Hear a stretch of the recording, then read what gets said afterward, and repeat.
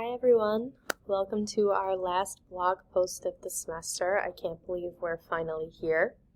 It's been a very informative semester and I really enjoyed learning about all the critical issues that we did this semester.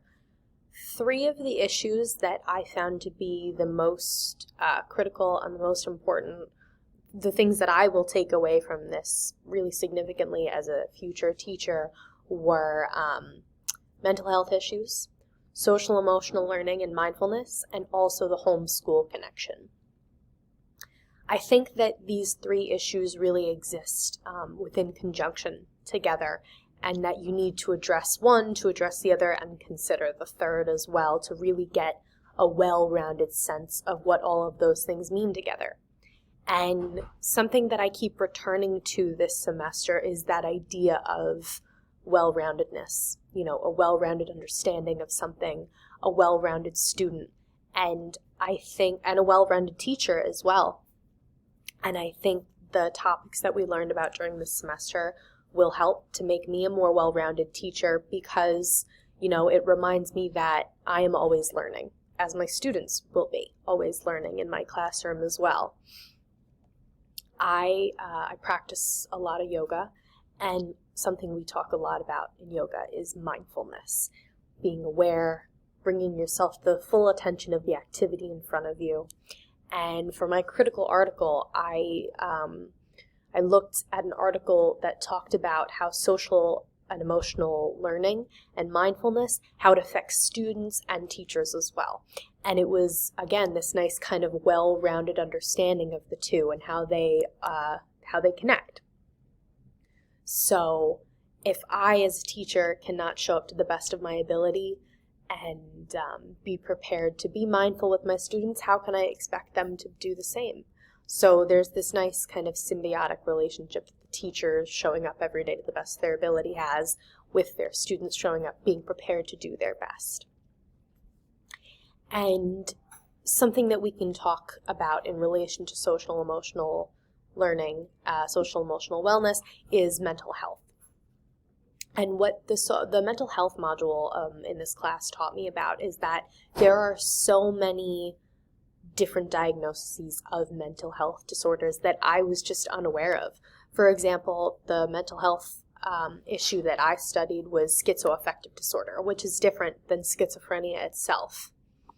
And, the slides that we created as a class together were so comprehensive, and I think we did an excellent job of that. And what it really reminded me of is there are so many things that I don't know about mental health. And again, as a student, as a teacher, I need to be constantly learning.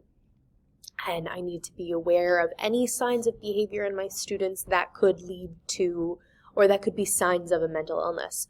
Possibly one that I'm aware of and something that I maybe haven't become familiar with yet. But again, coming back to mindfulness, being aware of what's in front of you. And if my students are exhibiting a behavior that I think is peculiar, maybe that could have to do with something that's going on at home, which leads me to the third point that I found very poignant in this class, which was the homeschool connection. I think it's easy to forget that as teachers, we leave for the day and maybe we don't think about everything that happened at school, or maybe our students leave and they have other things to worry about at home that, affects them when they come into the classroom the next day. But it's easy for us to forget that there's a whole lapse of time between when our students leave us at 3 o'clock and when we see them the next day at, say, 8 or 9 in the morning. And so this homeschool connection is really important to understand possibly the mental health issues that a student has and how they're dealing with it at home, how a family member of your student is dealing with their mental health issues, how that's affecting your student, and what social emotional practices are being learned or being taught at home might not be the same as what you're preaching as a teacher. When I read my book for the book review, Growing Language and Literacy, there was this concept that really stood out to me called funds of knowledge. And I talked about this in one of my last blog posts as well, but I think it's really relevant and it keeps coming up for me. So funds of knowledge it's a concept that describes the knowledge that we have as individuals that we gain not through curriculum, not through schools. It's knowledge that is learned through community, through cultural interactions, through societal interactions, maybe cultural practices that affect a student's day-to-day life. But again, it's not something that we're teaching in school to our children. It's something that they're learning outside of school. And, a part of this might be the way a student understands stigmas behind mental health issues.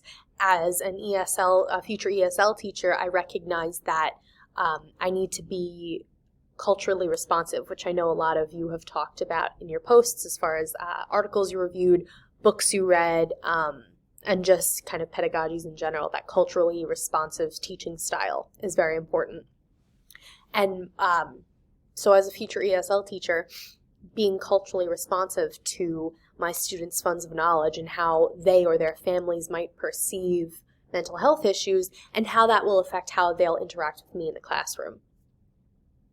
I think personally, just because of my own personal funds of knowledge and my beliefs about the benefits of practicing mindfulness, and practicing social emotional learning skills, how it will affect my classroom will be significant. I plan on, meditating with my students at the beginning of the day and perhaps to help with transitions throughout the day into different activities, because I personally understand those benefits, which I think says something about my own social emotional status. And I think that that's part of my personal pedagogy that I would like to interact, or I would like to pass along to my students in the future. So, I think the wonderful thing about this semester has been that we've covered so many different topics. And the great thing about the format of these blog posts are that I, in an asynchronous setting, get to interact, or I've gotten to interact with all of you in a very personal way. This is all academic work that we're doing. We're studying things, we're writing about them. But the wonderful thing about the blog post is I get to understand a little bit more about all of you, my classmates, in a more personal way. And I don't even think in an in-person synchronous setting, I would have gotten to know all of you guys as well as I did through your writing. Because after reading everybody's blog posts, I could see where the inspiration has come from for a lot of you, why you want to become teachers. I can see how your personal experiences have come through and affect your understanding of the topics that we've covered. And I think that's wonderful because there's, again, it's that inspiration to be a teacher. That's what sparks, this craving for knowledge. And that's why we're all in these classes, right? So I think that was really wonderful to be able to read everybody's blogs and maybe see some more academic understandings that I didn't perceive, but also to get to know you all as individuals who have this inspiration to become teachers, and to see how that has affected your understanding of the topics that we covered. So thank you all for learning alongside with me this semester. It's been wonderful. I feel like I have a lot more knowledge in my think tank now about becoming a teacher. And if you read my last blog post, you'll see that things came together really serendipitously for me this semester. This is the first really significant education class that I've taken throughout my educational journey. So I'm taking this class, which is, teacher heavy. I recently got a job as at an elementary school as a before and after care worker. So I'm finally working in my field, which makes me feel so good inside. And so these two things just kind of came together at the right time. And I feel like I've finally been immersed in the world of teaching, even though I'm not really technically teaching yet, but I really feel a part of it this semester. So I would like to thank Dr. Craig for being a wonderful advisor and a wonderful professor, because I feel like I've learned a lot from her. Even just the way that she's formatted this class. Again, the blog posts I think were great because it allowed me to reflect and also learn about a lot of topics that will be helpful in my future classroom.